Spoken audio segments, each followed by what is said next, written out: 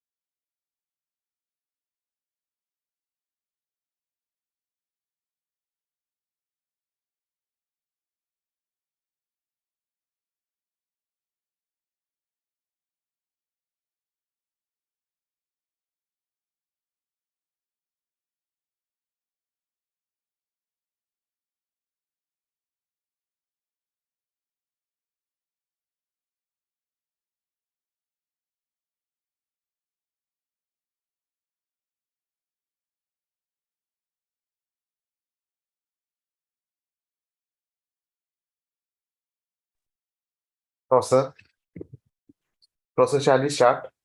I think we have around 31 participants now.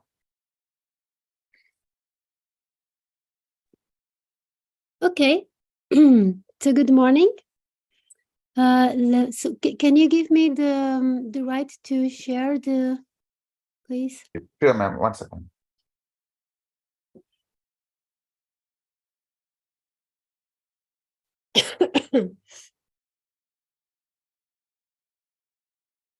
Can you check now, ma'am?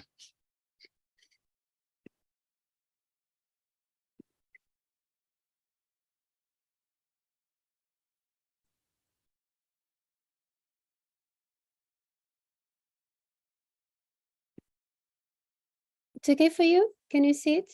Yes, ma'am. Yes, ma'am. We can see. Okay, thank you. Great. So good morning to all of you. Thank you again to be here today. Sorry to interrupt, ma'am. Can you just allow access to me so that I can start recording? Sorry, ma'am. Sorry? Can you just I have sent a request for recording the video because you are a host now.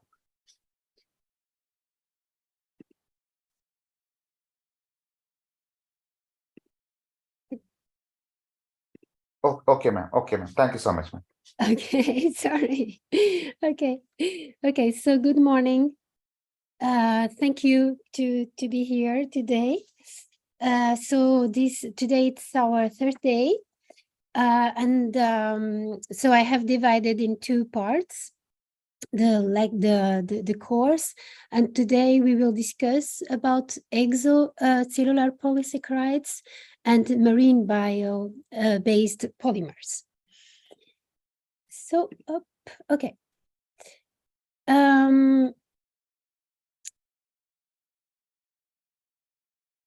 Again, I put here the learning outcomes as the other days to you, what I think that it's important to know after our course. And okay, so let's start by the exopolysaccharides.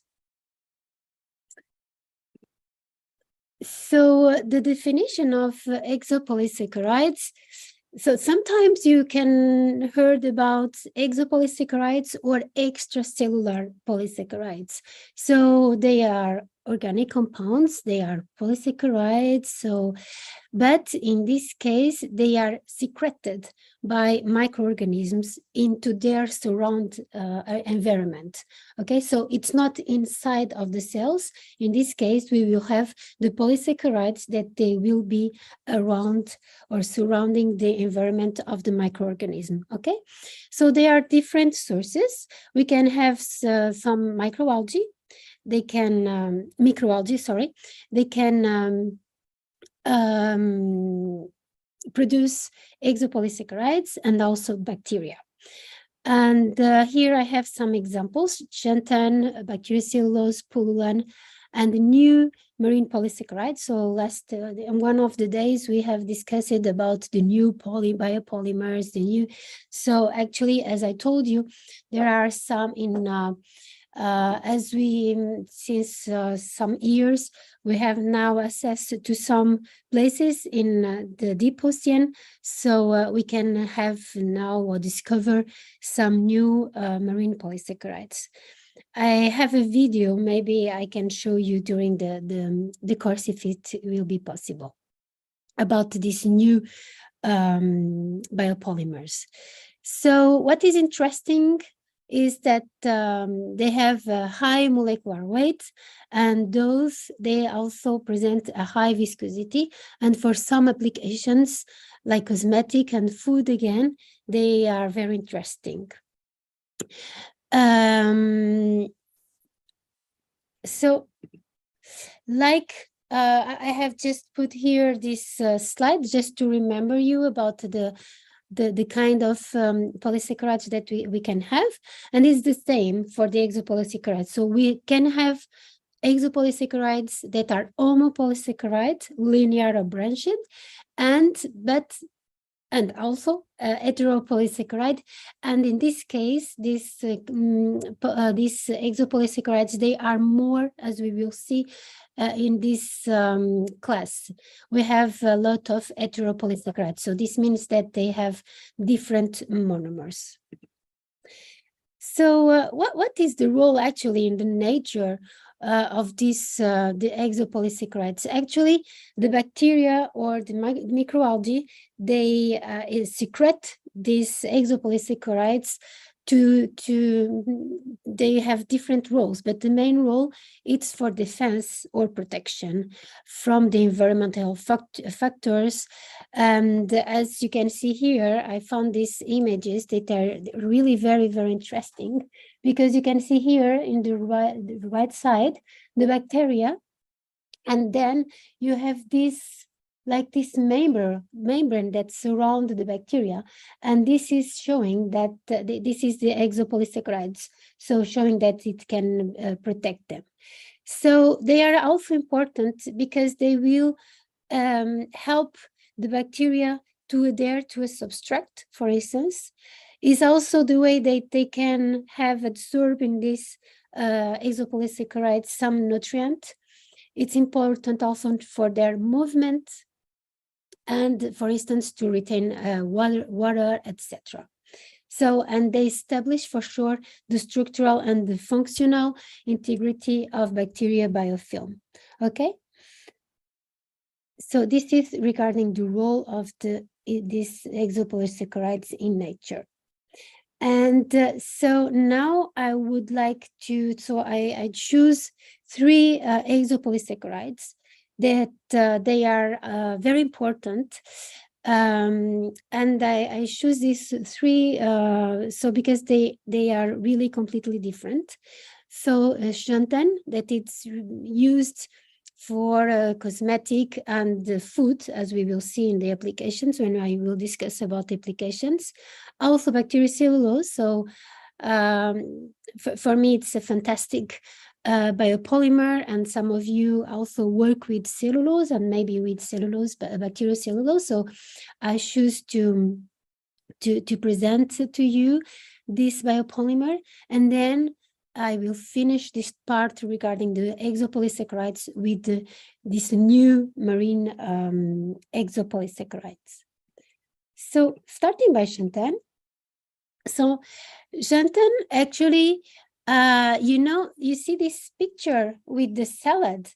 Actually, sometimes when you have your salad that has this kind of problems, this is the bacteria that is the bacteria that produce or biosynthesize xanthan.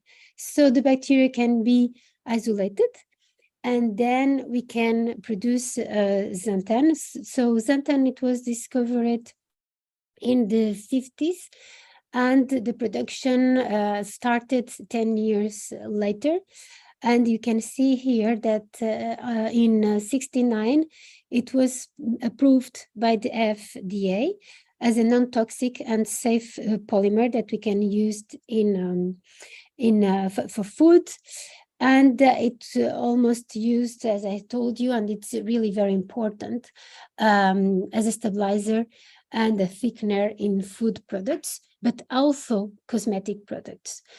And so nowadays, China is the country that is the largest producer of xanthan. Okay. So regarding the chemistry or the chemical structure of this biopolymer, so as you can see here in the chemical structure, it's heteropolysaccharide, as I told you. So, and you can see here the composition or the chemical structure. So you have in the main chain, you have 2 beta-D-glucose units that it's linked to 2 mannose, so 1 here and 1 here. And we can also found 1 glucuronic acid. Okay, you can see here. So the degree of acetylation that we will have in this in the polymer that we will extract, it will depend for sure of the microorganism, but also the conditions of the extraction conditions that we used, and also presents a high molecular weight and has a polyelectrolyte, anionic polyelectrolyte behavior. So regarding the conformation in solution of xanthan, so also presents this helix conformation, and if we increase the temperature, this conformation can be destroyed and to be a coil. And if we decrease the temperature, we can have again a structuration of this polysaccharide. Also, that it's also important is that it's a high branched level, and so this repulses the charge due to the presence of the acids that I show you, and this due that xanthan it's soluble in cold temperatures. Xanthan presents very good rheological properties. It has pseudoplastic behavior, and the viscosity can be, for instance, for sure, it's like starch. So if we increase the temperature, we increase the viscosity, and if we decrease the temperature, the viscosity, we lose in the viscosity of the solutions. What is also interesting is starch. We can do a lot of materials with this kind of materials with the xanthan, because we can dissolve it and we can do films. And here I have a table with some examples of xanthan that were prepared. So it's better to use also a plasticizer. Here the plasticizer, it was glycerol, and xanthan can be blended or mixed with other biopolymers, with starch, for instance, and the gelatin. And as you can see here, the properties of the mechanical properties and the barrier properties can change, taking in account the blend or the other polymer that we are using.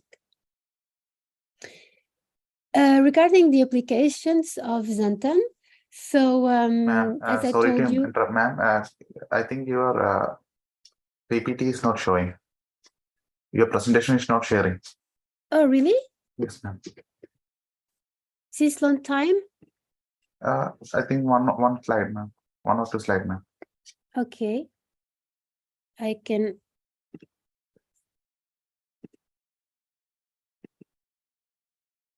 And now it's good or not? Yes, ma'am. I think it's good. No, okay. Can you see or not? Yeah. We can see now. Good. We can see now. Yes, ma'am. Okay. Okay, so regarding the applications, we can, as I told you, we can have different kind of applications for xanthan. Here it's more for everything that it's related with medical applications, because it's a topic that I like and I work with. So we can use it for instance, drug delivery, but also for ophthalmic delivery, in the topical drug delivery, but we can also use it in cosmetic. And so here I have the examples for food. So you see, even with very slow quantities of xanthan in the formulations. So you can see here for salad dressing, for instance, with 0.1 or 0.5% in dry wet, it can give different properties to the formulations that we can use in food, but we can also use it for industrial products like for inks, etc. Okay, so let's move now for bacterial cellulose. So this image, it's a very nice image. It's atomic force microscopy image, and what you see inside, so the colors for sure it's not good, it's not the colors, but this is the bacteria inside of the bacteriocellulose network, and I think it's really very nice. It was one of our students that take this image. Okay, so bacteriocellulose, it's cellulose, but in this case, it's exopolysaccharide. So there are some bacteria that are able to produce bacteriocellulose. And maybe you don't, I don't know if you know, but maybe you have the bacteria, so some bacteria producing cellulose in our house. So I know that you like tea. And sometimes if you forgot your tea 1 or 2 days, so then you can see that there are a very thin membrane at the surface of your tea. So this is bacteriocellulose. For sure, it's not well produced or not optimized, but it's bacteriocellulose. You can also find this kind of membrane at the surface in the water that when you put your flowers. If you forgot your flowers like 1 or 2 weeks, then you can also have it. And also in the vinegar, you know. So also in the vinegar, sometimes it could happen that you have really a very thin membrane at the surface of your vinegar. So this means that it's some bacteria in your vinegar that are trying to produce bacterial cellulose.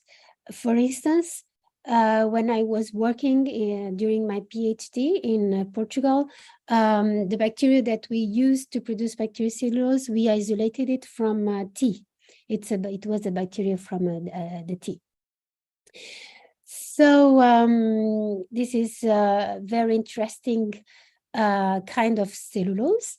And the bacteria, they produce it, again, as I told you, for self-defense mechanism. And so in this case is to protect them from the UV light, and also to help the bacteria to have enough oxygen.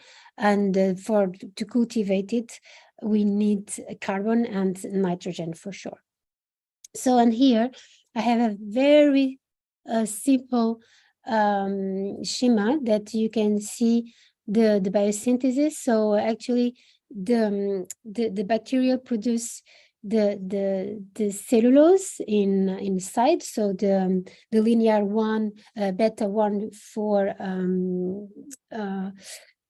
glucopyranose chains. And then, so outside of the bacteria, as you can see here, we can start the assembly of the microfibrils and then the fibrillar ring bonds to have this membrane of bacteriocellulose. So you can see here, it's at the surface of this here in the image. So actually it's really a formation of a thin film. And this is a 3D network of cellulose nanofibers. So here it's just to show you, but I think so that you remember regarding cellulose that we talk in the first lecture, in the first course. So here we don't have the isolate fibers, but we have this network, but it's the same thing. So it's glucose that assemble together to have the chains of cellulose, and these chains of cellulose, they will be assembled together to do the elementary nanofibrils, and then the microfibrils, and this in crazy great network. So regarding the physical structure, this cellulose has also, I told you, a very high crystallinity, so around 80–90%. The nanofibers have so a diameter between 20 and 100 nanometers, and for sure because of this presents high surface area. And also what is really very interesting is that we don't have hemicelluloses or lignin, so it's quite pure cellulose that we can find. So for the cultivation methods, to have the bacteriocellulose in our lab, for instance, if you like to have it, so we can have two kind of main methods or to have cellulose, bacteriocellulose. So static culture and agitated culture. So if it's a static culture, it's like in your tea or in your vinegar.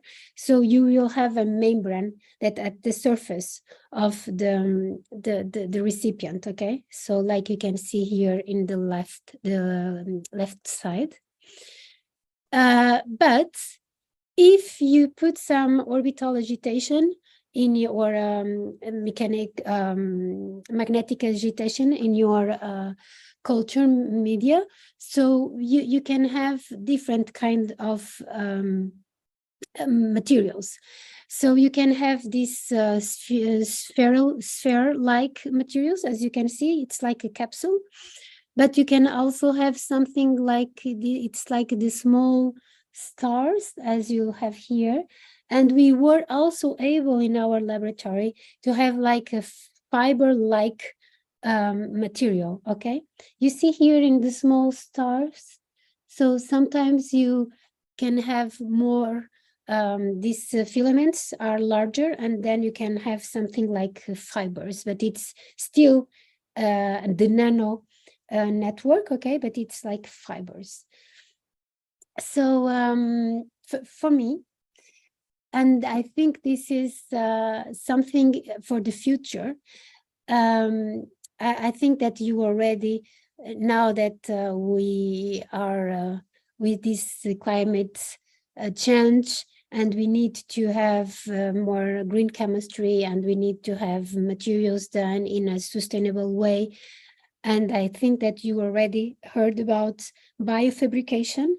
And for me, the bacteriocellulose, or the bacteria that can produce cellulose in these different forms, it's the future.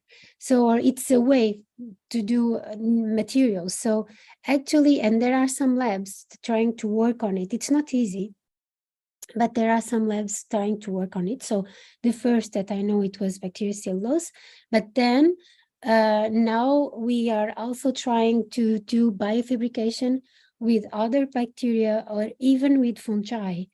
And the thing is how to put these microorganisms doing materials for us, okay? And I think this is something that it's really very important. And what it's amazing is that you can give the form of your material that you want. I know that you know that you can give the, so here it was round recipient, so you have this membrane with this circular form, but you can also have rectangular membranes, etc. So this is really very, very, very interesting, this kind of new materials and this kind of ways to do materials. So regarding the properties of bacteriocellulose, it's like vegetal cellulose, so it's biodegradable, non-toxic, biocompatible. And as I told you, has a high purity. So you can see here, so in this figure, you can see the membrane of bacteriocellulose after the culture.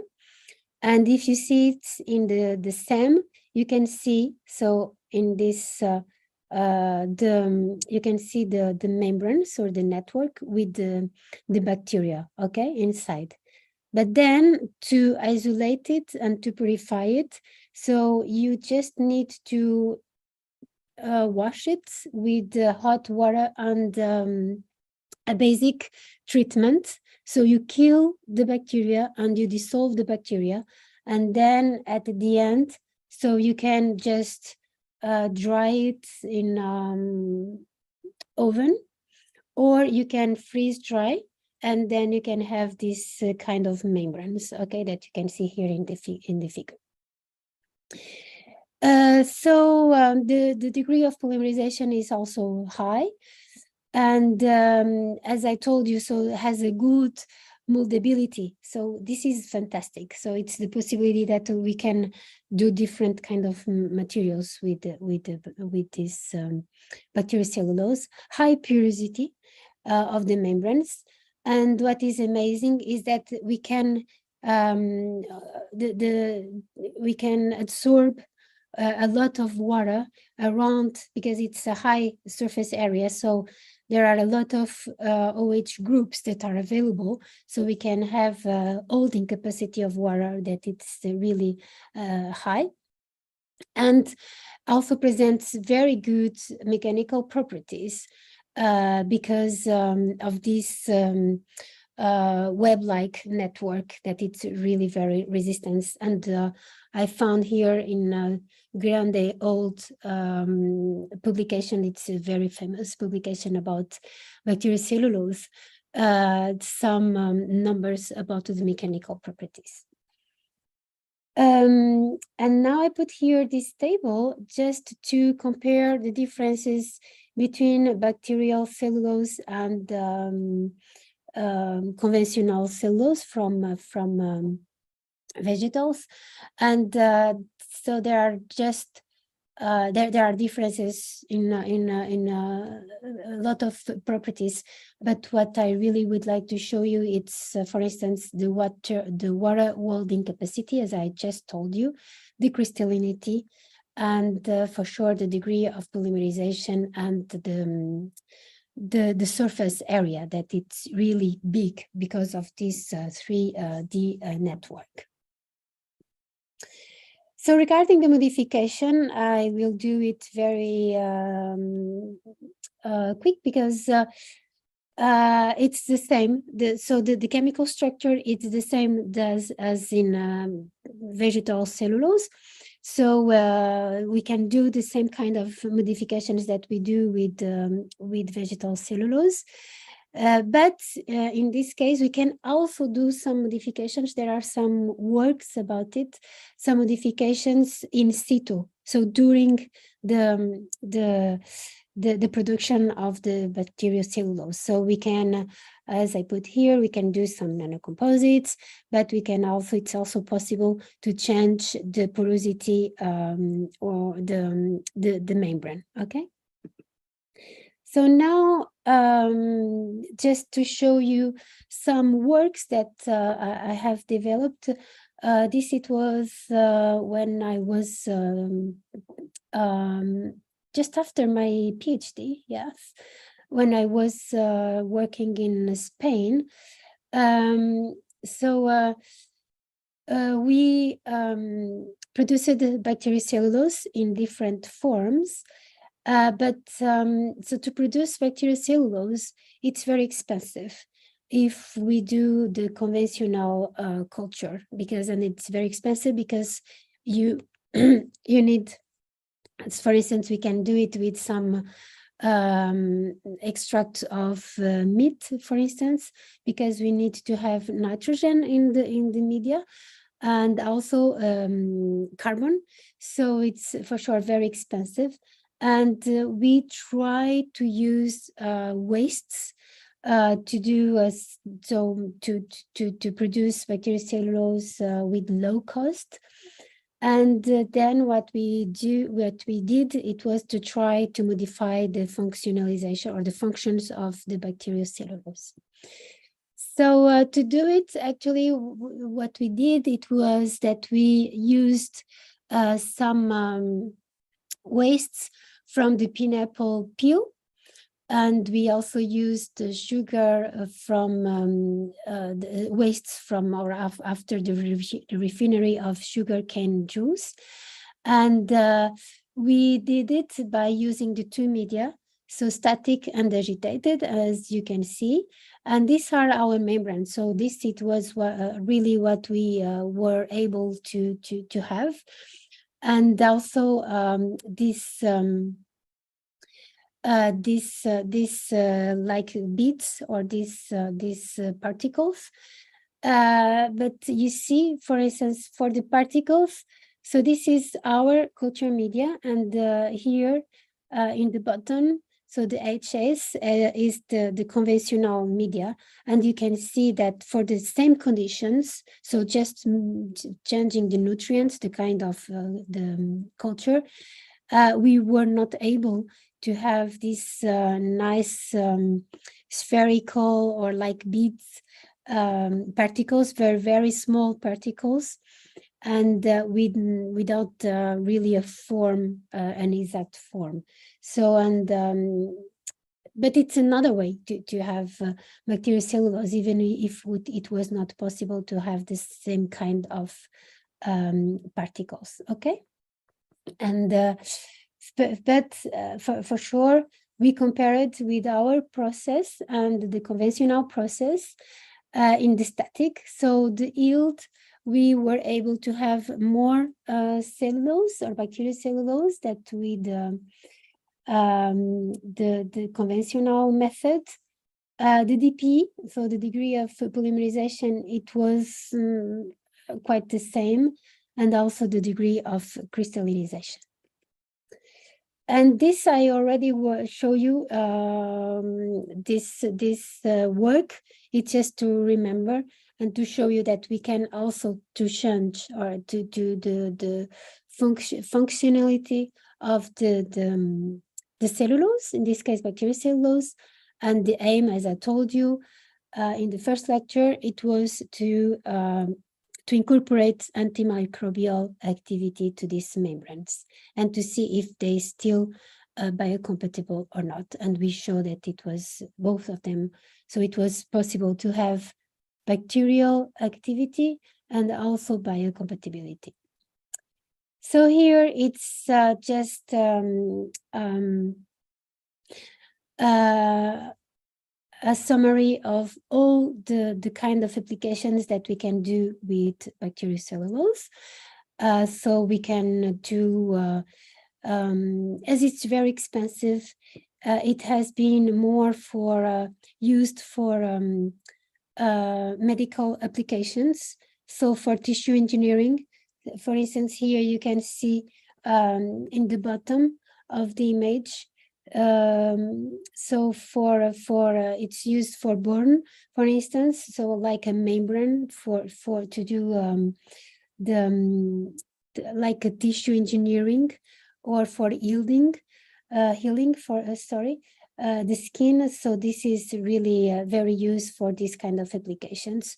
But yes, in Brazil, bacteriocellulose, it's because I see here dessert food. Actually, in Brazil, it's nata de coco.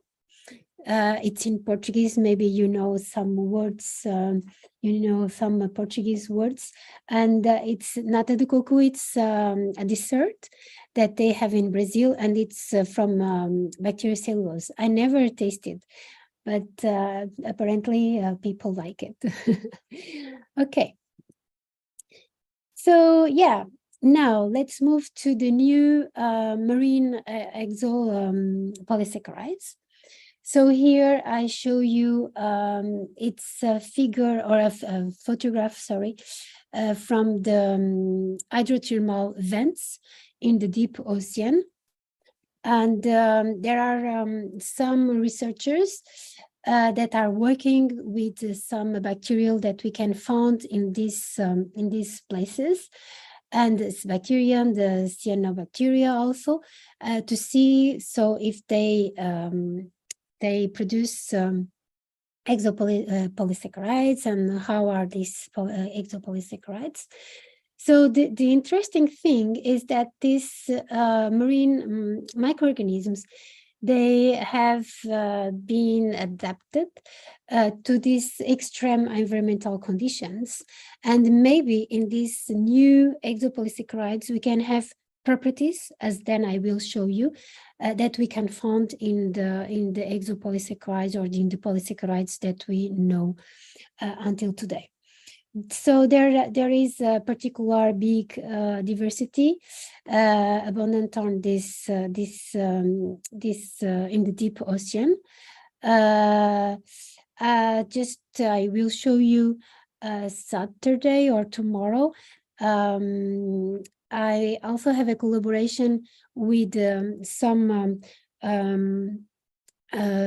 biologists that they are taking some samples from these hydrothermal vents, and but it's not microorganisms, is crabs and shrimps and other kind of animals that has exoskeleton, and we are trying to analyze the exoskeleton of these animals.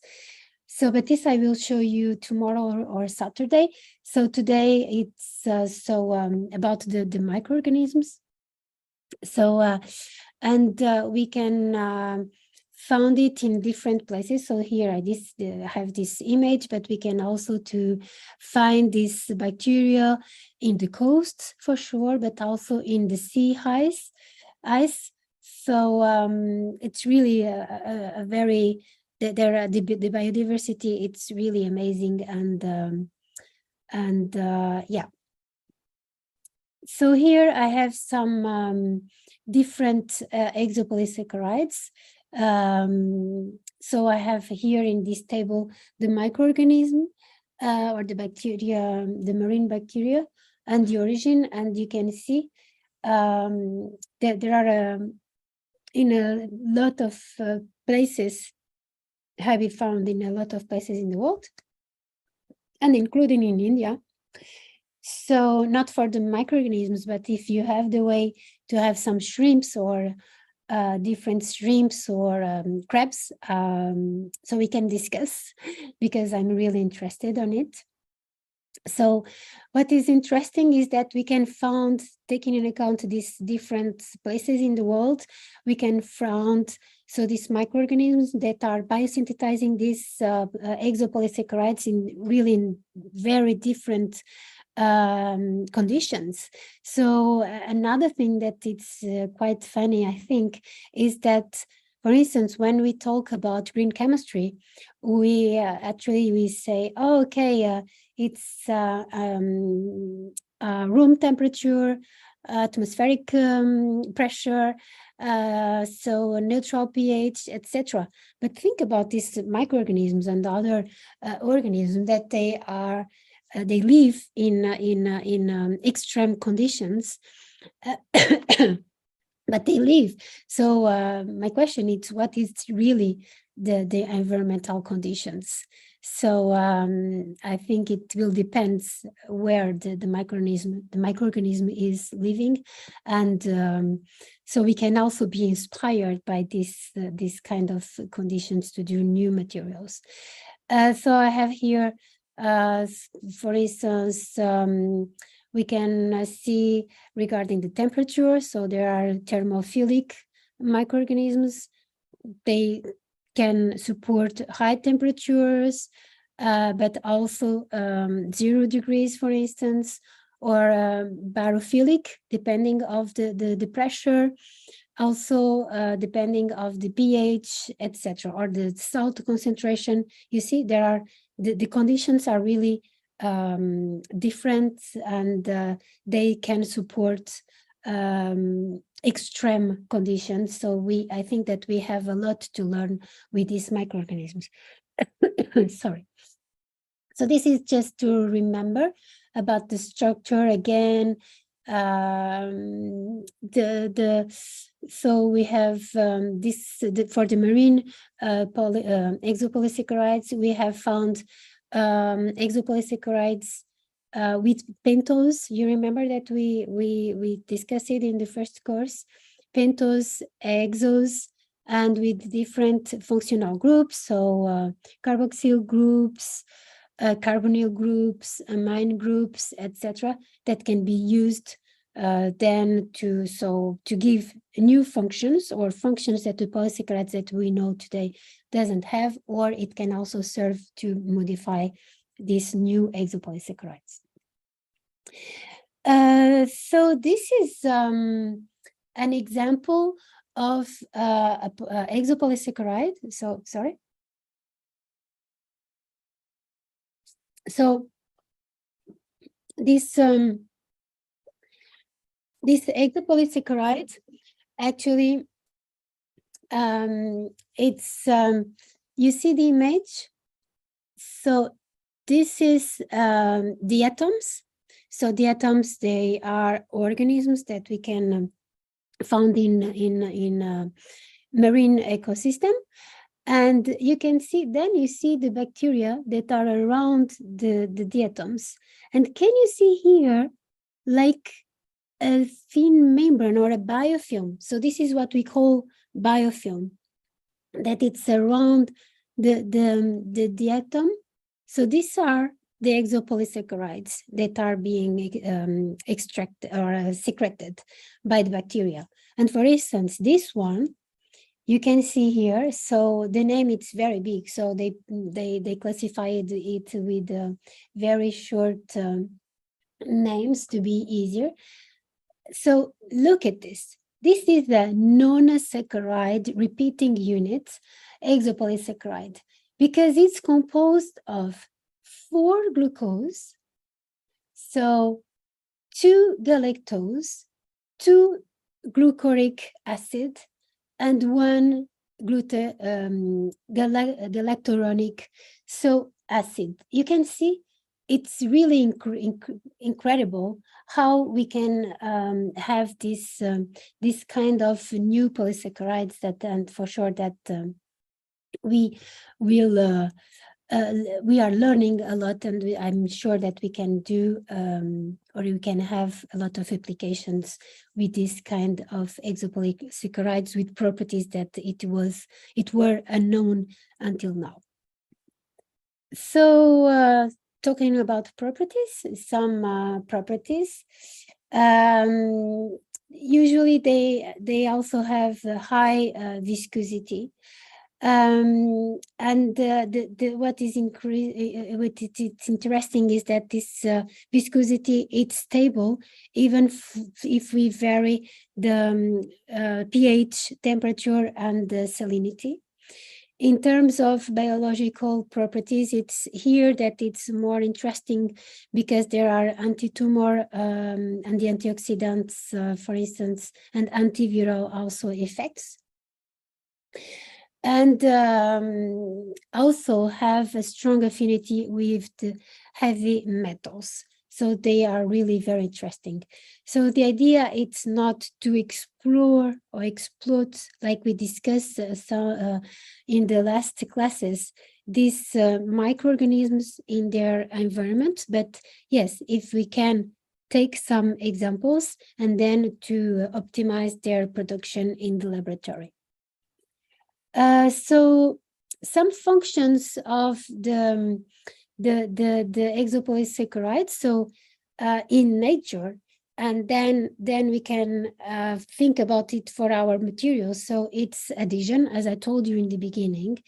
We can do hydrogels with, because they have this film, biofilm. So it's like an hydrogel, because we are also taking a lot of water from the environment. As I told you before, it's metal beading, and a very nice property, it's the anti-freezing property. I think that now, okay, yeah, here, for instance, I have this article. If you are interested by this kind of properties or antioxidant, you can see this article about this kind of properties. So regarding the biological activity of these exopolysaccharides, so this is just a summary how they can be important for us, okay? And so here it's the anti-freezing and the antioxidant applications. And here just summarize of some of the exopolysaccharides that we discussed today, an example of the composition, the organisms, and the applications that we can have with them. Okay, and here you can have more literature about these exopolysaccharides. Okay, so just before to go to chitin and nanochitin stuff, can I share with you a video? It is possible? Can I try? Yes, Professor, please, Professor. It's about this new marine exopolysaccharide, so I think it's really very interesting to show you.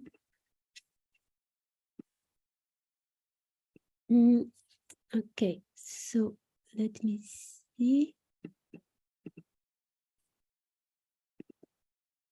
Can we see it or not? Yeah. Professor, we can see it.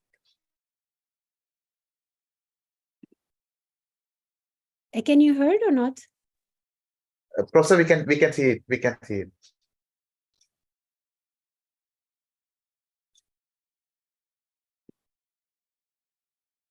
So just it's in French, but has the subtitles in English. It's okay?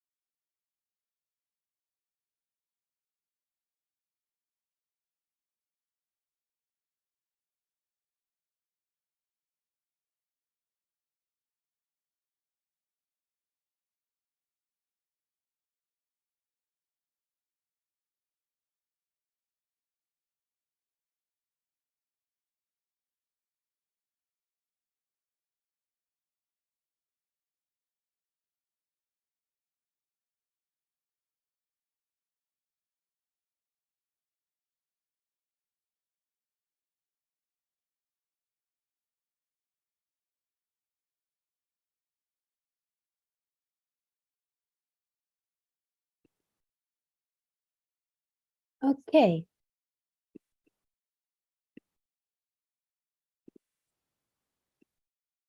It was good. It was possible to you to see it? Yeah, Professor, it was possible, but the audio was not there. Sorry? It was possible, Professor. It was visible, but the audio was not there. But we could see the subtitles. Yeah, it's in French. Yeah. Yeah, But Professor. yeah. I have another video. Maybe I will try. Even with the sound, it's better. Okay, even if it's in French. Okay. Yeah, Professor, it will be better. Yeah. Sorry. Yeah. Okay. So but it was okay. It was understandable or not? Yeah, Professor. Okay.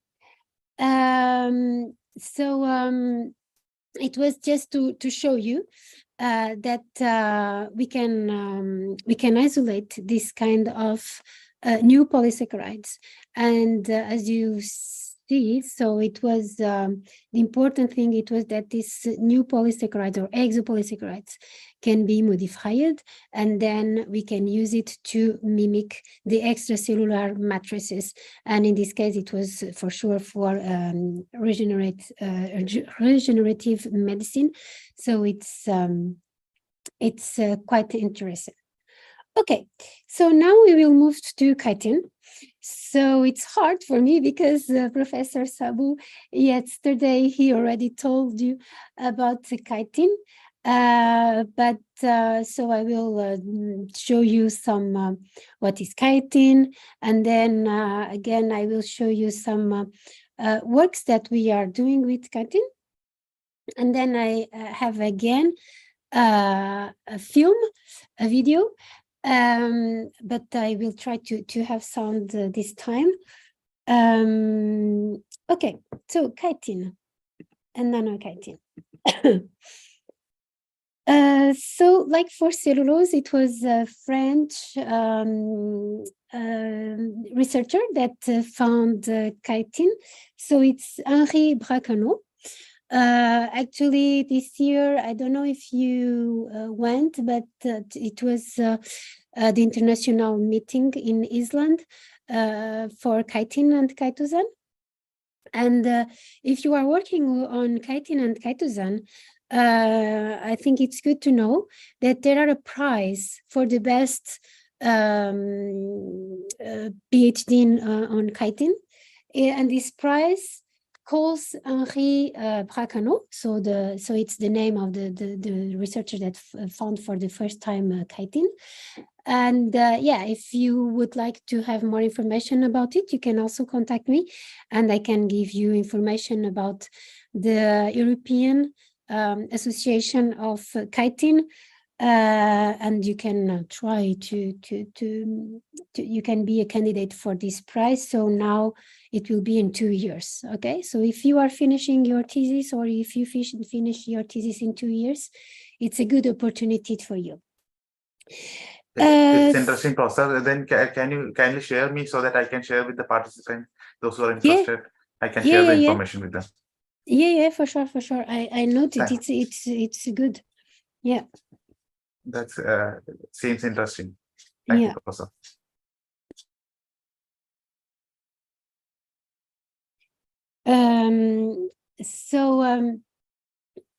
This year, I don't remember what about. I forgot. The price. I wasn't. It was not possible to me to attend the conference, but I have a student that went with a poster, and he told me, but I forgot. Sorry. Maybe about the production of chitin with mushrooms. Yeah. I think it was production of or isolation of chitin and chitosan from fungi. Yeah, I think it was about this. And a new field about chitin. It was because of this. Our student he went there. It's chitin from insects. I don't know if you are working on it, but it's a new source of, well, not a new source, but it's something that it's starting to have some papers about it, and yeah, okay. So here it's just a little bit about the story of chitin. So as you can see, it was really late that we were able to synthesize chitosan from chitin, taking into account the date that chitin it was discovered for the first time. And actually, chitin, the word chitin, it comes from the Greek. I don't know the pronunciation in Greek, but it's kinton, that it means box. So it's the protection, the covering, okay? And then I have here also an evolution about the discovery of chitin. So since the discovery until now, so the nanochitin in the bioeconomy, okay? Chitin, it's present in different kind of living organisms. So we can find it, as I told you, so it's like for a protection. So we can find it in the exoskeleton of crabs, lobster, insects, mollusks, etc. And we can also find it in the tendons of the crabs and in the cell wall in fungi. It's biosynthesized by animal glands, and the production, as you can see, it's really very high per year. So the function in the animals share. So it's so first there is the animal produce this the structure with chitin. And then there are the proteins that are linking this chitin fibrillar material. And then we also have the minerals, so the calcium carbonate, that it's being also around this structure, 3D structure, to protect the animal. And also, so it's to protect it, it's really resistance. And for us, it's important to know about it because of new kind of materials that we want to do. In the fungal wall, so it's the same thing. So it's protecting the microorganisms from the outside. And it can retain water. So this is very important because it's insoluble, and it gives to the fungal or the fungi some good rigidity. So like cellulose, it's very similar to cellulose actually, and so you know, because it's in the form of fibers. And the main difference, it's in the carbon 2. So that in place of OH group, we have acetylamine functions. So the chitin, the linkage between the different monomers, it's also beta 1 for bonds. And so then as I told you, the difference with cellulose, it's this in carbon 2. And then it depends if we have more of 50% of degree of acetylation, so we have chitin, and if it's less, so we will have chitosan. But to have it, we need to deacetylate the chitin. So tomorrow we will discuss a little bit about chitosan. So we have a high degree of acetylation in order to have chitin. So like cellulose, we have a semi-crystalline polymer. It's a semi-crystalline polymer. So we have crystalline and amorphous regions. And chitin exists in 3 different kind of structures or physical structures. So alpha chitin, that we can find in the exoskeleton of crustacea. Beta science, we can chitin, sorry, we can find it in the endoskeleton of some molluscles, and we also have gamma chitin. So some researchers can have already proved that we can find it in some exoskeleton of insects, but there are some controversy about this where we can find this form of chitin. So alpha chitin, so it's anti-parallel structure, as you can see here, and it's the most stable and the most abundant. So as I told you, it's present in shells and cuticles, and it's the polar molecules cannot penetrate in the intersheets of the chitin, because you can see you have intra hydrogen bonds between the different molecules, but then you also have inter. So it's because of this, it's really very difficult to penetrate this structure. Regarding the beta chitin, it's a parallel structure, it's less abundant. And as I told you, so we can have it in the squid pen. You know what is the squid pen? So there it's beta chitin. And for me, for instance, it's also very inspiring biological material, because it's transparent, and with the evolution of the molluscles, actually now in this you see it's transparent, it's rigid, and that doesn't have a mineral. The percentage of mineral, it's around 2-3%.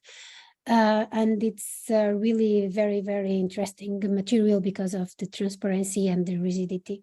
So it's also something that I'm being inspired by. And we can also to find chitin in some tube worms. And there, as you can see, between the different sheets or the chitin, there is no inter hydrogen bonds.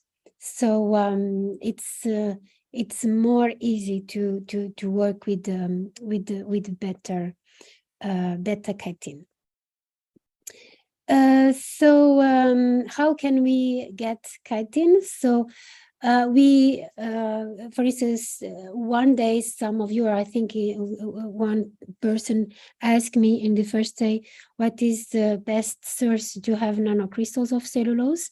So I can have the same question for the nanocrystals of chitin. And for me, for instance, what I choose, it was to work with local industry.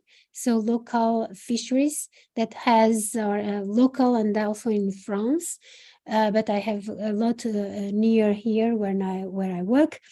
And for instance, they can provide me with crab and shrimps, and also the squid pen. And I have working by extracting and optimizing the extraction of these wastes from fishery to extract the chitin that I'm working with. Okay, so how to get chitin? So we take the exoskeleton of shrimps and crabs, and I also have another project with insects. So it's with the black fly. And so they produce black fly, for instance, for it's also a company near here.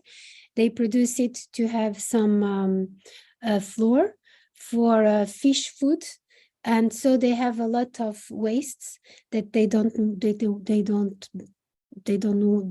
know what to do with. So we are trying to extract chitin from this insect. And so first, it depends if it's if we have a lot of mineral or not in the biological material. So we can do, first we remove the lipids, with ethanol, for instance, and then you can remove all the minerals or the proteins. So if we have a lot of minerals, I prefer first to remove the minerals and then the proteins, and then you can try to bleach your chitin or not, and then from this chitin you can produce chitin nanofibers or crystals. Okay. It's regarding the properties, it's like cellulose. So it's very resistant. It's an intractable polymer because it's really very difficult to solubilize the chitin. So this, it was maybe a problem in the beginning for chitin, but since we know how to do chitosan from chitin, so chitin has a high value. So because it's the chitosan, it's the main derivative of this kind of chitin from wastes. But for me, it's also important because we can use chitin in the form of fibers, nanofibers. So it's biocompatible, biodegradable, non-toxic, has antifungal properties and absorption properties. So like for cellulose or the other polysaccharides, you can have or can do a lot of kind of modifications because of the OH groups that chitin has. But the main synthesis from chitin is for sure the deacetylation of chitin to obtain a chitosan. And then for sure we can also have nanofibers and nanocrystals. And here it's just to show you the multi-scale hierarchy of the chitin, like for cellulose. So we have the chitin molecules, you know, in nature it's always the same. So we can be really inspired by it. So first we have the chitin molecules that will assemble together to have the chitin chains. Then that will be together with the proteins and these chains to have chitin nanofibers. And then until that we have, so this twisted structure that it's very famous also for chitin, and then until the cuticle of the crustacea or insects that we have at the end, okay? So nanochitin and nanochitin, and I will describe you nanocrystals and nanofibers. I'm interested by both of them in my research. So recently we have published a review in Royal Society of Chemistry. So the editor invited us to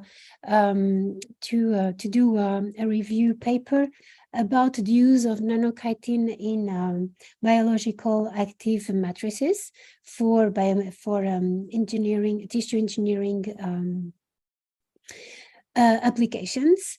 But so I'm just showing you it because we did for sure.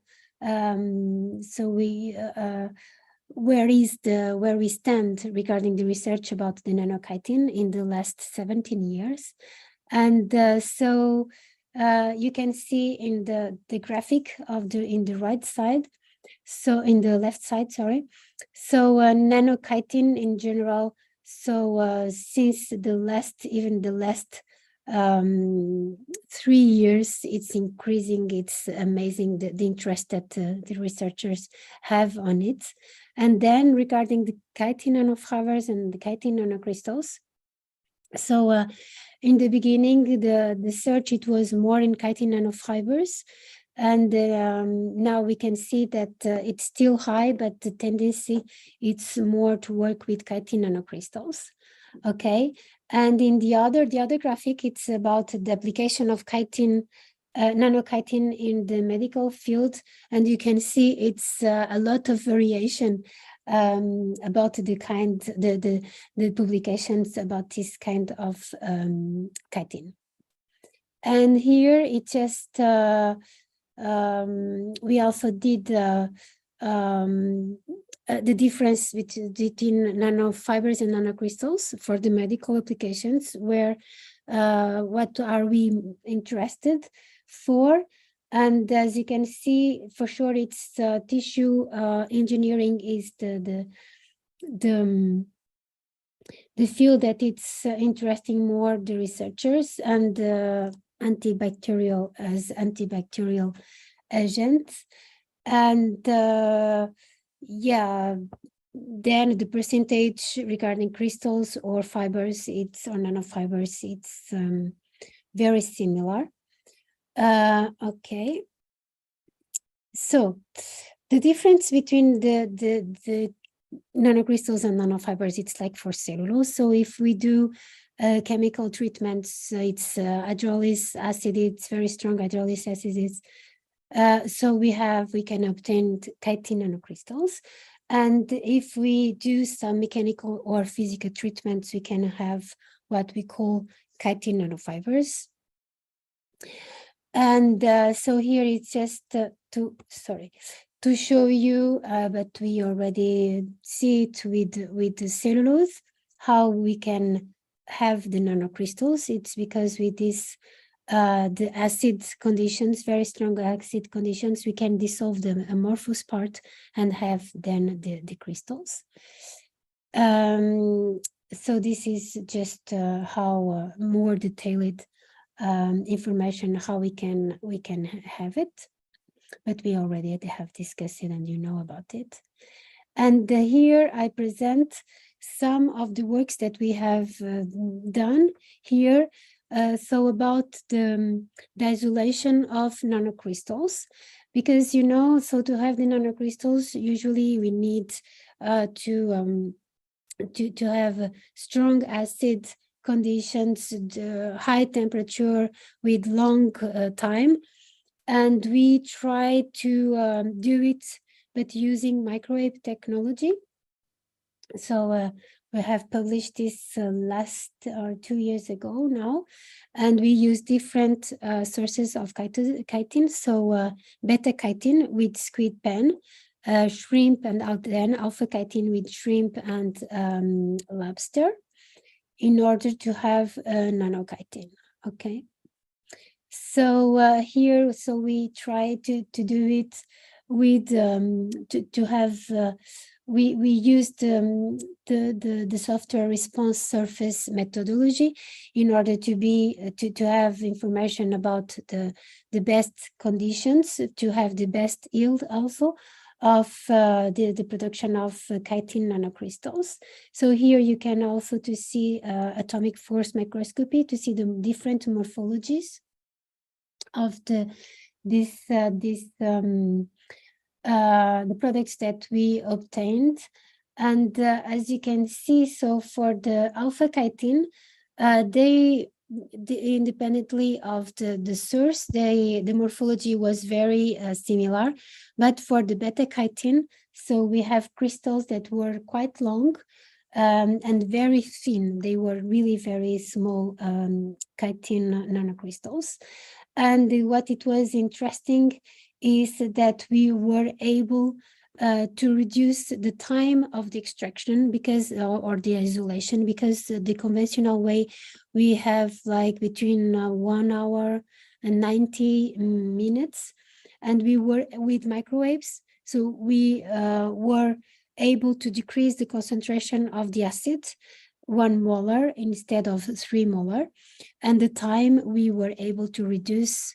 So we, I think it was, yes, for the alpha chitin, it was like 10 minutes of isolation, and with beta chitin, it was more time.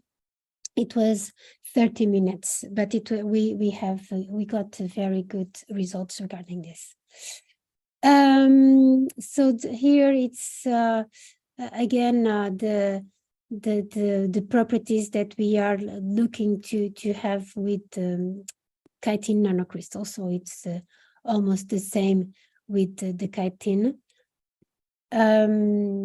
So what are the chitin nanofibers? So now we are moving for the chitin nanofibers. So in this case, in the chitin nanocrystals, we have only the crystalline part in this case. So it's like as it's by sharing, so a mechanical sharing, the treatment. So in this case, we will have longer fibers, and we have the amorphous and the crystalline part. So you see the properties, they are completely different.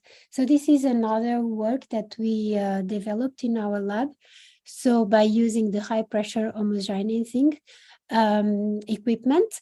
So and we were able to have chitin nanofibers. And here again with AFM, you can see the really very long nanofibers that we got. Okay, and then we are interested by the antifungal activity. So we try to see what were the difference between chitin nanocrystals and chitin nanofibers, and so we did it with A. niger fungi, and we observed that after 7 days of incubation with the different materials, we found that we have better results for the chitin nanofibers. We are not sure about the mechanism why the chitin nanofibers we have more results more interesting with the chitin nanofibers.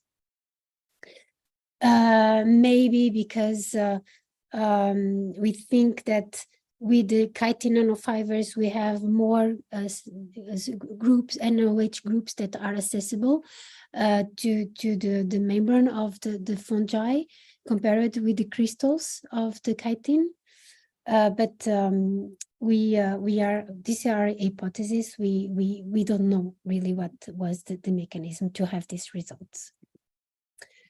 So why we were interested to have these chitin nanocrystals and nanofibers? For sure, we were working for packaging and tissue regeneration.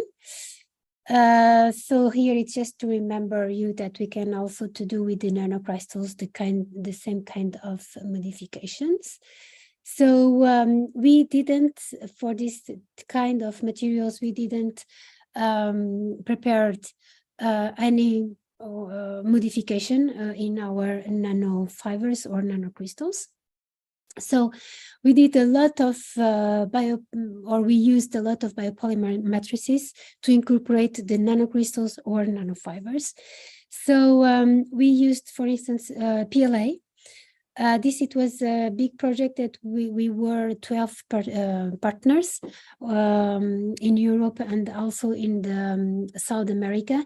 And the aim, it was to prepare bags to protect the banana from some fungi and some microorganisms. So we were able to do it, and we observed good results with the chitin. We also used starch for packaging, but this work I already show you when we discussed about starch, cellulose as matrix, and chitosan. So chitosan, I will show you some works that we developed for tissue engineering. And to do the materials, so we used different kind of processes. So casting, evaporation to do films, as you know.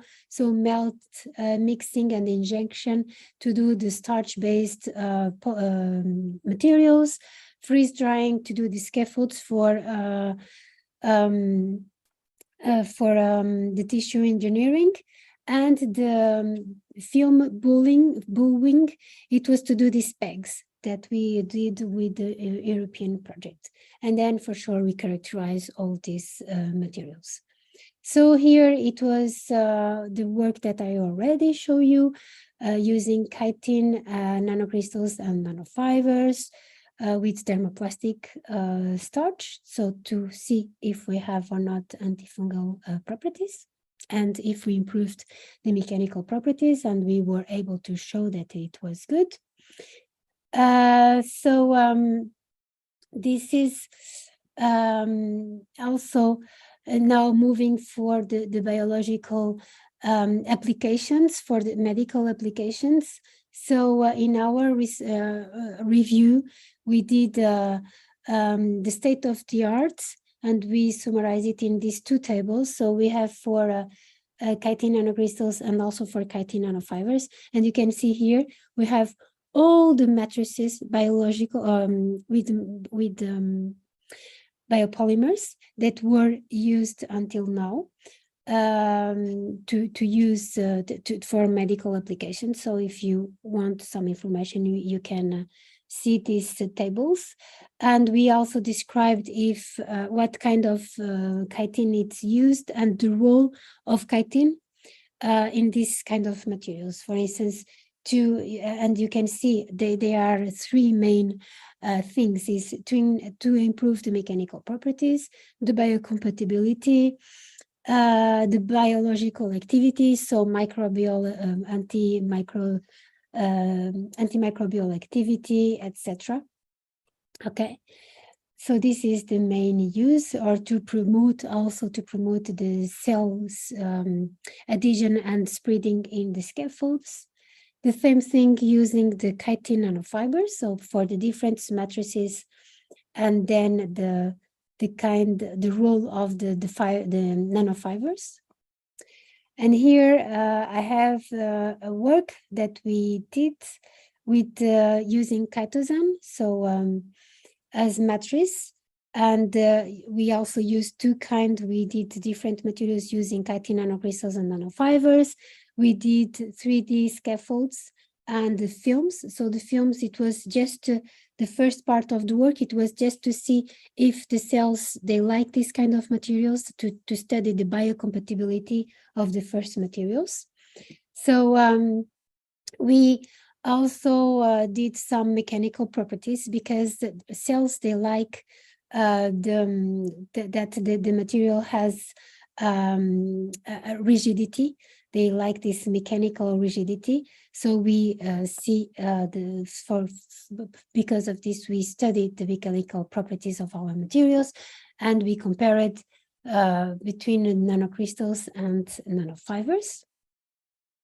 And the nanocrystals here, they show it with chitosan, they show it better mechanical properties than the nanofibers in the traction mechanical properties, and also to compression. And then we see the in vitro cell viability, and so that you can see, and also to know if the material it was biocompatible or not. So they show it, both of them, all of them, they show it good biocompatibility. And you can also see here in this SEM image that the cells, they are live. So they are in green, just some dead cells that we can see in red, but just very few cells. So, and here you can see, so what is interesting is that in the 2D films, or in the films, you can see the cells at the surface of the films, and in the 3D scaffolds, you can see the poros of the films, and the cells, they are completed adhered to the cell wall, to the wall, of the scaffolds. So in order to really to mimic how this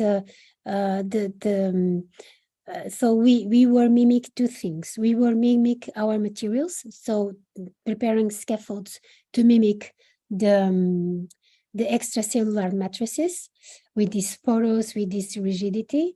And we were also trying to mimic, so this again, it was not me that did it here, it was in a collaboration that we have in Spain. So they did 3D agglomeration of spheres of cells to incorporate in our scaffolds. And you can see here in this image, so in red, it's the scaffolds and the walls of the scaffolds, and you can see that these 3D cells system, they can penetrate the scaffold, and this is very important because then it will be easily to adhere and to spread in the scaffold. Because in our organism, the cells, they don't act individually, so they are always agglomerated, and it's because of this that we try to do this in this way. So here we have, I put here some important for me reviews or articles about nanochitin, and we have one that we did with some of you, with Professor Sabo Thomas and some people of the group, that I was very happy doing it. And I also put here our recent article. And yeah, so here I'm just summarizing everything that I'm telling you. Okay, so now again, I would like to share with you again a film before to finish my presentation, and it's about chitin, okay? But it's for another kind of application that it's completely different about what I'm doing, but maybe some of you could be interested about other kind of applications or properties of chitin. And it's because of this that I would like to share it with you. So please, can you tell me if you see the image, if you see the film? Yeah, Rosa, we can see. Okay, now, can you hear me or not? And the film? No? Sorry, I cannot hear it. It's okay? Un papillon solaire. Yeah, right now it's okay. La Yeah. nature, plus Thank de you, 100 000 espèces de papillons, et on pense à tort que cet insecte est très fragile. Le papillon s'est pourtant adapté depuis des millions d'années à des climats et des milieux naturels très différents, comme par exemple le morpho qui vit en Amazonie. Le secret de son incroyable couleur bleue réside dans la structure particulière de ses ailes. Cette structure naturelle lui confère de nombreuses autres propriétés qui sont étudiées par une science récente, la photonique.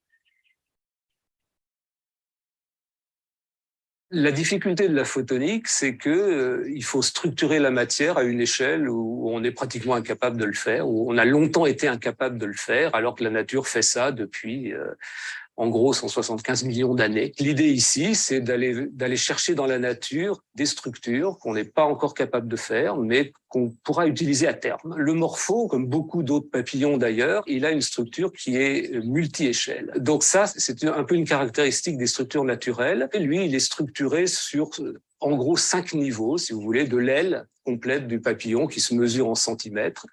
Sur l'aile, il y a des écailles qui se mesurent en centaines de microns. Sur ces écailles, vous avez des stries d'un micron à peu près. Et puis, dans les stries, vous avez des lamelles, 100 nanos. Et c'est là qu'on est dans la photonique. Et puis, en dessous, vous avez les grosses molécules, les pigments, la chitine, la mélanine. 2 éléments pour fabriquer tout ça, de l'air et de la chitine.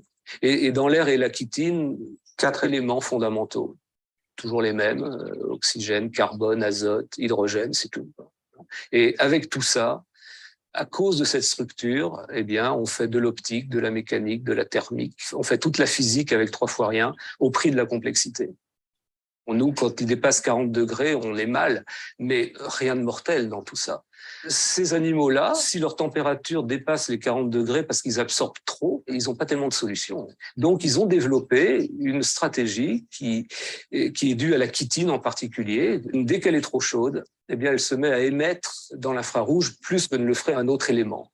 Donc, en fait, c'est absolument extraordinaire. Dès que le papillon est très chaud, il se met à rayonner de l'infrarouge et donc sa température baisse.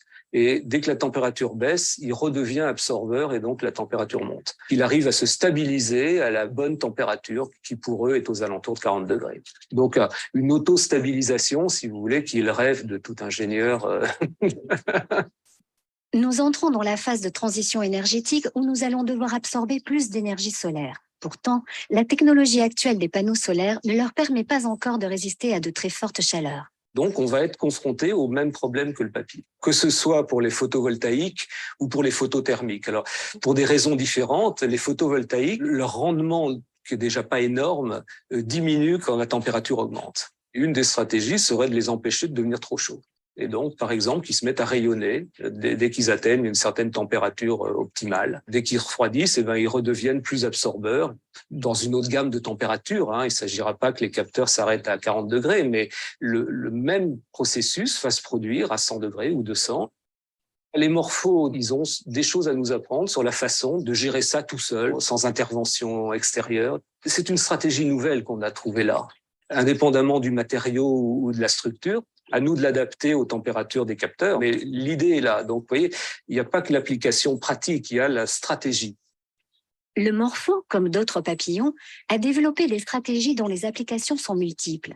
Sa couleur, par exemple, n'est pas due à des pigments, mais à la diffraction des rayons lumineux sur ses ailes, ce qui permet d'envisager de nouveaux tissus ou des écrans consommant moins d'énergie.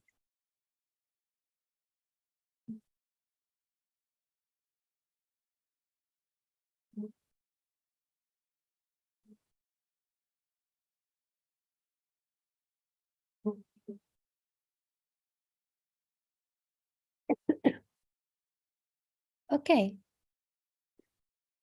It was better? Yeah, Professor, it was better this time. Okay. Okay. So I finished my presentation for today. So I'm able to discuss with you and yeah, if you like. I think there will be a lot of questions because it was very interesting lecture today, which with a lot of images, and I think there will be a lot of questions. I think now the questions start coming in the chat box. Ah, okay. Yeah.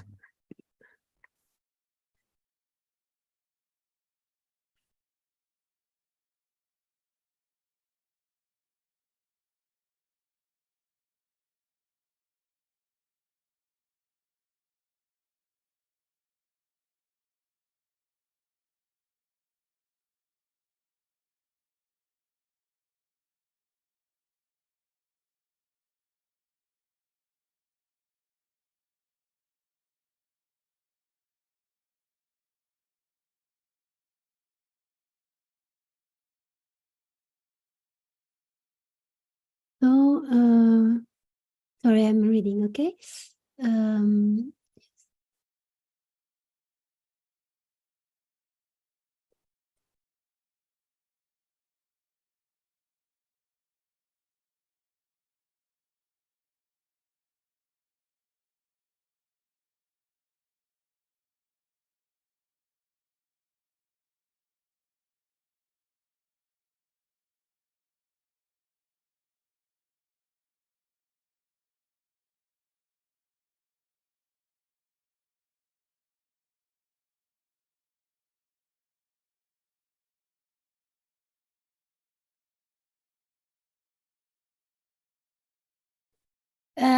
Yeah, so there, I think the first question it's about Xanthan, isn't it? Before it's not, it's comments, but not the questions. Yeah. Yeah. Again, this is a good point. So I don't know. I think it's possible. I don't know about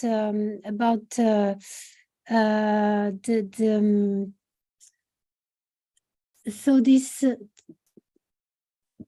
really directly your question. I can answer to your question regarding the properties of Xanthan. And taking into account the properties of Xanthan, I think that yes, it's possible. And I think that we are looking more and more for this kind of applications. So I think it could be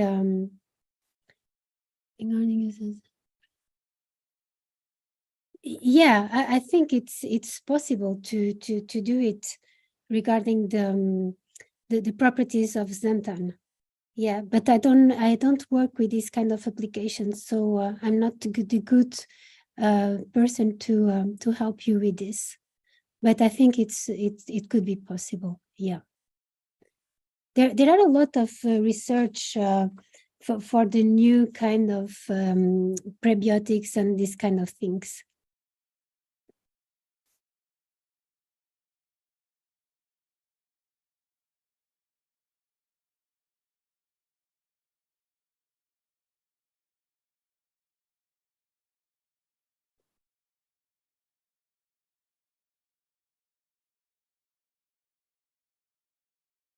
Yeah, so about the antiviral effect, I can send you a good article and review that I have about it. It's okay?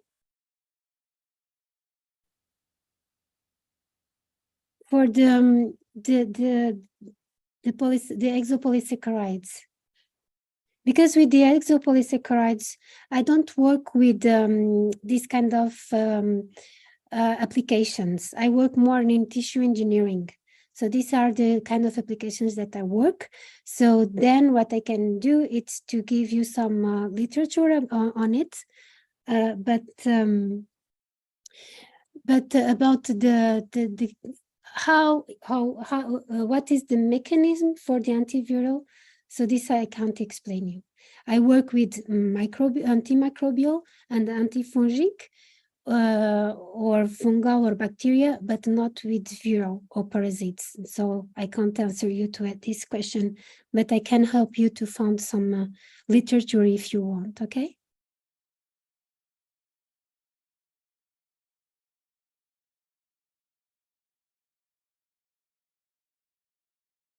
Because for each kind of application, there are a lot of things that we need taken in account.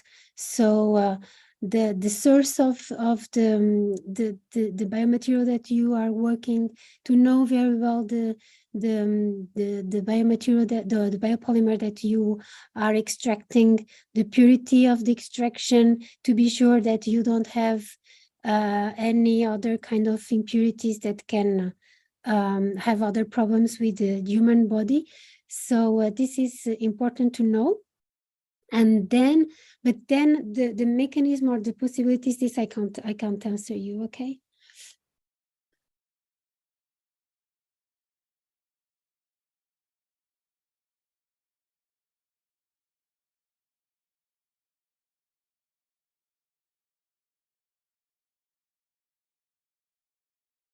From the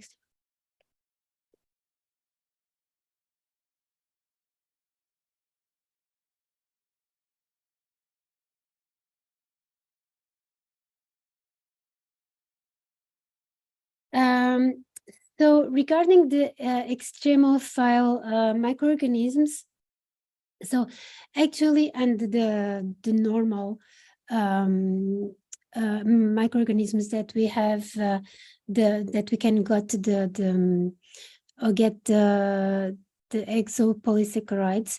So actually, it depends of the properties that you want to give to your application or to your material, okay? So for instance, there are the antioxidant property, but this you can also to find in some common exopolysaccharides that it's already shown. For other kind of even polysaccharides. But for instance, for the anti-freezing properties, so it could be interesting to know more about this. It could be this kind of different applications or different things that we use synthetic polymers or other kind of materials to do this kind of materials with this kind of applications.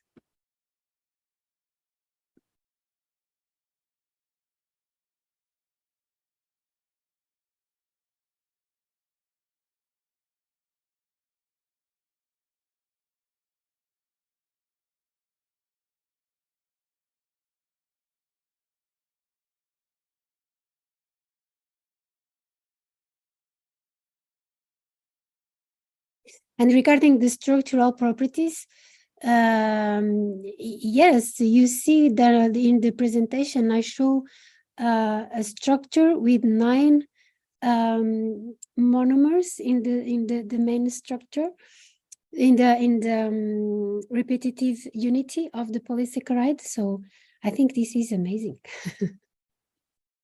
It's very interesting.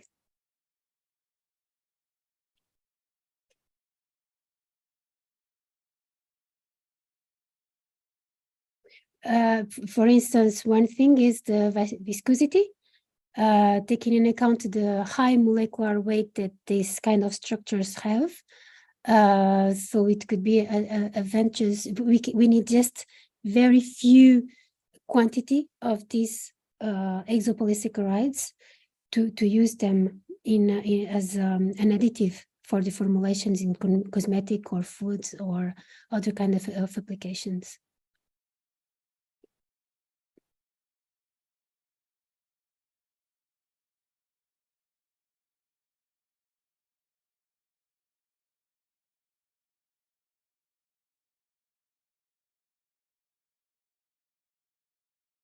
Yeah, for sure. I agree. Yeah. So, yeah.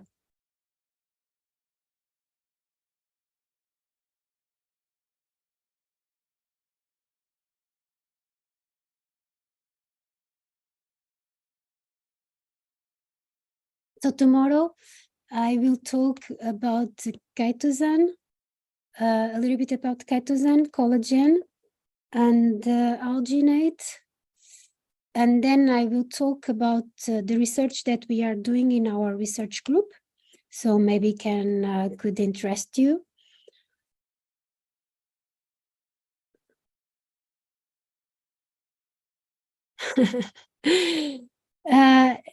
Good.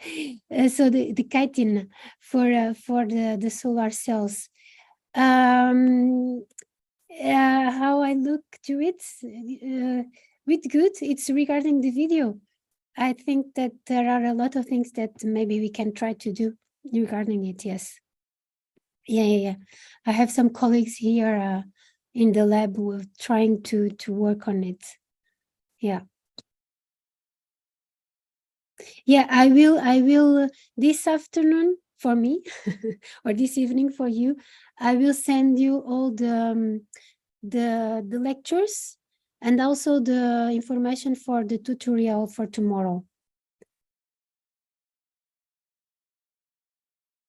The videos, yeah, actually the tutorial for tomorrow, it's some selected videos that I did. This is, I don't know how many videos we have now, but this is, I also participated in one of the videos. I can show you Saturday or, no, tomorrow for the tutorial, you have the video that I did. It's about biomimicry. And sometimes you have people working only on the strategy that nature found to do something, and in other cases, like us, for instance, we are working on bio-based and bio-inspired materials, and I have selected some videos for you to see in the tutorial tomorrow, and also a link for a web that page that calls Ask to Nature, and it's very good because if you have a question that you would like to answer or a problem regarding nature, you can put some keywords, and then it's fantastic because you can have a lot of literature about this topic. Okay, and I will send you for tomorrow for the tutorial. So I think that I have like 5 video explaining what is bioinspiration, explaining then showing different kind of works that are being developed here in France, but also in other parts of the world. And yeah, because then on Saturday, I have a short presentation to you to discuss a little bit about marine biomimicry and marine bioinspiration, okay?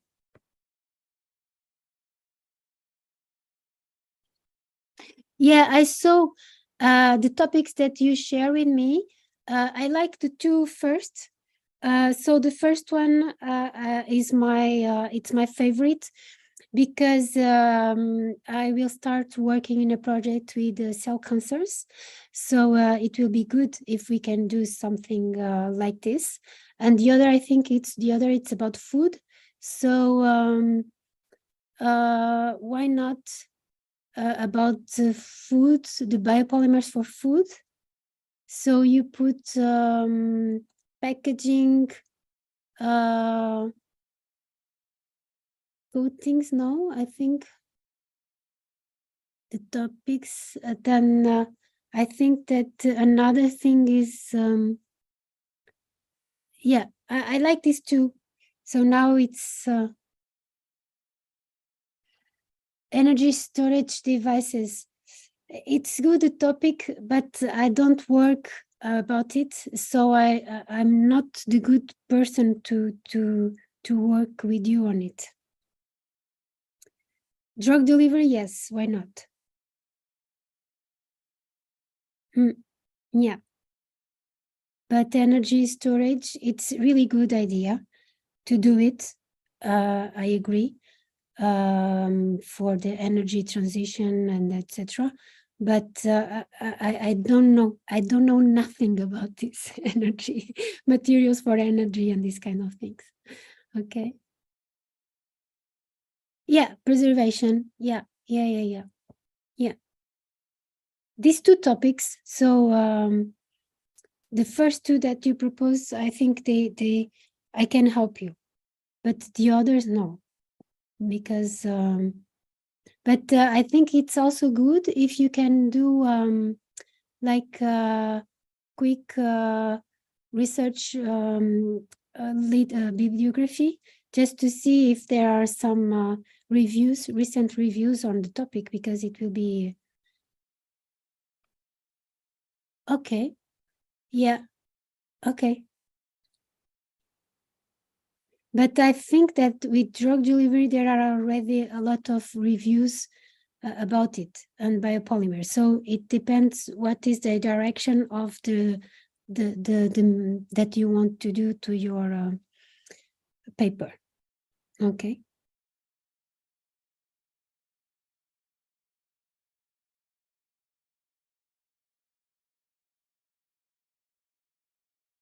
Building material, what do you mean? For construction, for building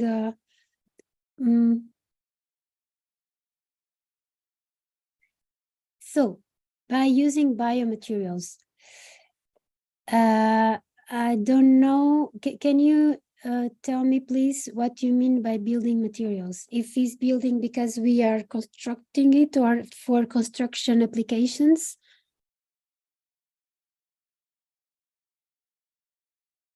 Okay. Yes.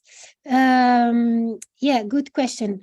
Actually, so there are cellulose, and that is being used for isolation, and for many years. So wood, etc.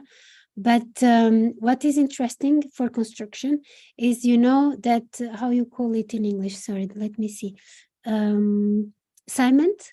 Yeah. So it's a big problem today, because we need to use so it's we use very toxic products, that it's polluting, etc. We use so I know a group here in my university. They are trying to work, or even two groups, they are trying to work with biocement, for instance, and they are inspired by they are be inspired by nacre, and at the same time they are using fishery wastes, so from material that has a lot of minerals. So they crush it, and then they try to use it with as a cement. And I know that sometimes yeah, so then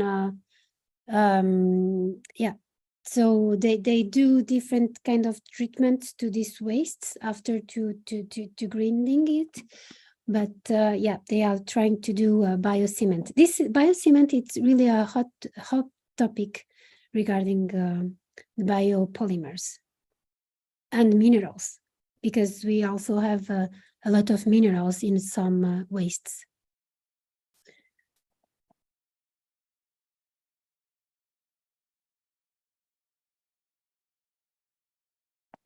Okay. Yes. So regarding again about the paper, my master work is regarding extraction. Okay, okay.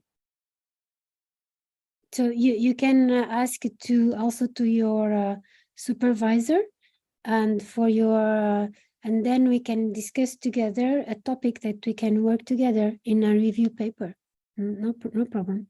With these kind of applications, I'm more confident. But then you can also to think to something that you want to do after your master. This is also good, and then you know more the state of the art of the topic. Okay.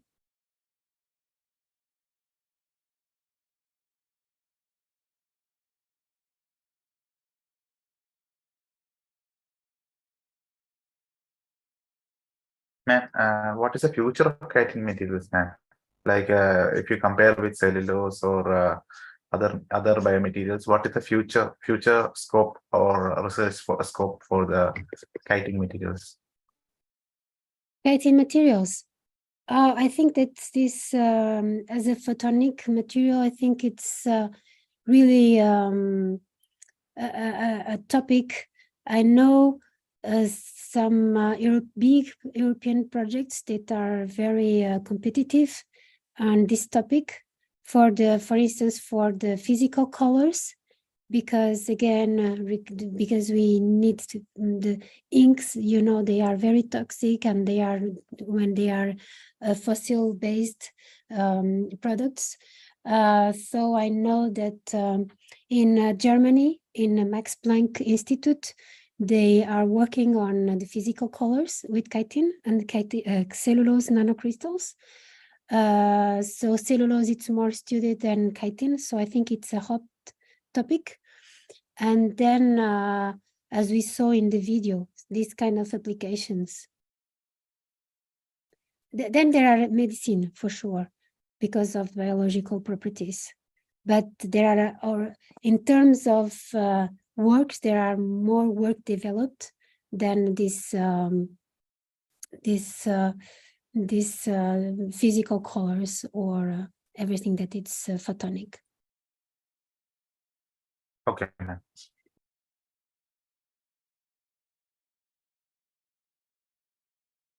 So polysaccharides for cancer research, yes, for sure, yeah.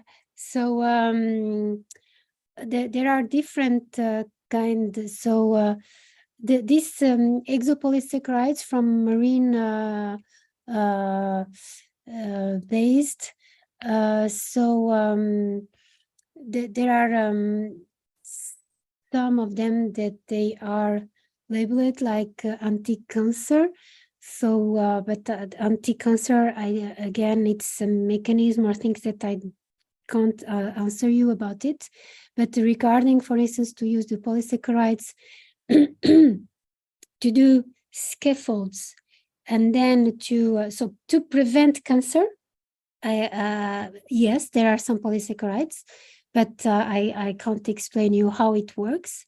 But for instance, the other thing is that it's also good to have some gels or hydrogels to study the cell cancer. So once you have the cancer, if to see what is the best drug to use. So usually we need a support to put the cell cancer that we call organoids. And to do materials for this, it's good. This is a good field. But I don't know what do you mean for cancer research. So to prevent, I don't know. Then to study the cancer, yes, a support. Yeah.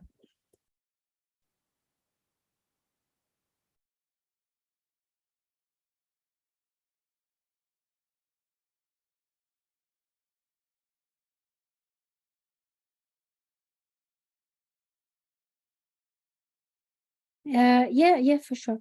You can do it. But again, just take care, because if you want to do a good review, if you want to do drug delivery systems with biopolymers, you need to check what it was done, because there are really a lot of reviews about it. Okay, just to be sure that you are not doing the same, because otherwise In this way, your paper, it will be difficult to publish, and it will be okay.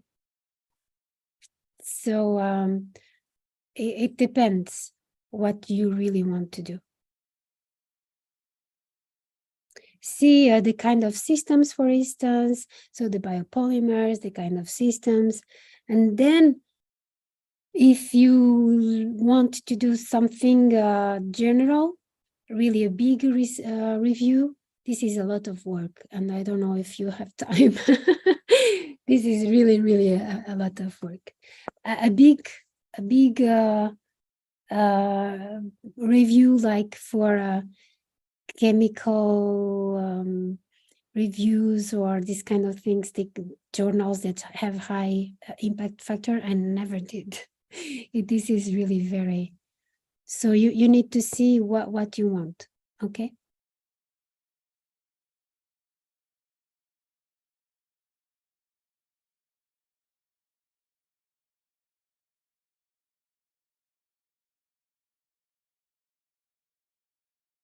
Yeah, you can check both of them.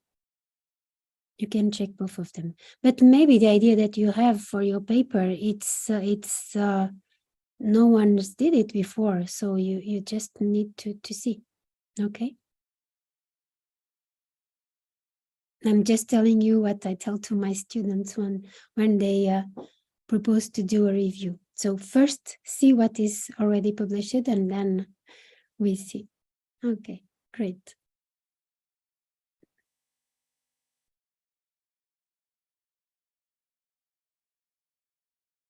I hope there are no more questions. Okay. Then shall we wind up today's class, ma'am? So it's okay? Yeah, I think there are no more questions. Okay. Shall we take one photograph so that I request all of you to switch on the camera? Sure. It will For be. sure. Yesterday I forgot to take the photo. Oh, okay. Yeah. Okay.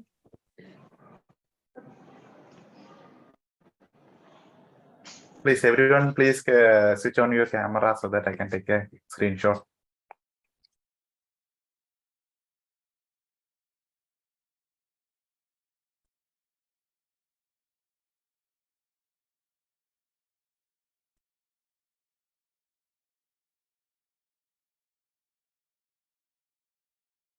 Okay, 1 second. Okay, thank you so much. Thank you so much. Okay. Thank you, and see you tomorrow. Bye-bye. Bye bye, ma'am. See you at 1 p.m. tomorrow. Yeah.